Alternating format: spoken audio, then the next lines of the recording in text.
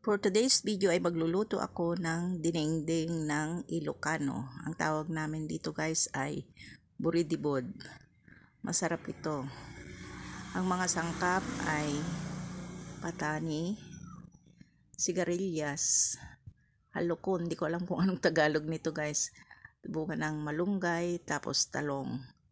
Sa isang kaserola, ilinagay ko na yung sahog niya na inihaw na ito. Tapos ninagyan ko na rin ng sibuyas, kamatis, saka luya, saka yung kamote. Atin mo ng pakuluan guys hanggang sa lumambot yung kamote. Pagkaraan ng ilang minuto, pag malambot na siya, lagyan na natin ng bagoong. Saka yung seasoning granules.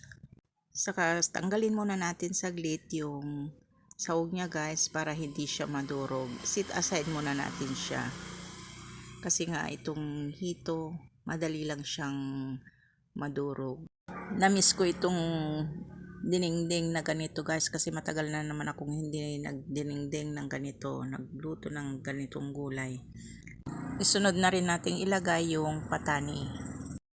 Mahal ang patani guys sa palengke, buti na lang may nagbigay ng patani.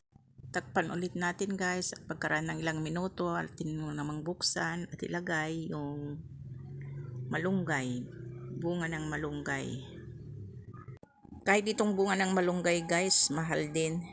Yung 10 piraso na binili ko, 25 pesos daw yun. Kung sakaling naabot mo ang puntong ito, that means nagustuhan mo ang aking video.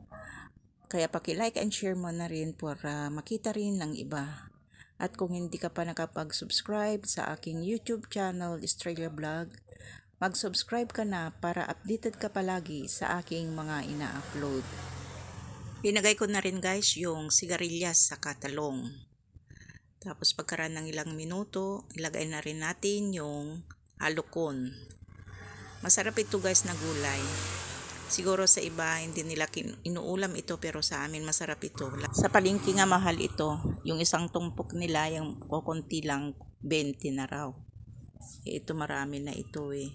Pero hindi ko binili ito guys, bigay lang sa akin. Ayan guys, tapos na naman tayong magluto. Pwede na naman tayong kumain. Salamat sa panunood at sana hindi kayo magsasawang manood sa aking mga ina-upload. At sana may natutunan na naman kayo sa video kong ito. Hanggang sa muli guys. God bless everyone. Bye-bye.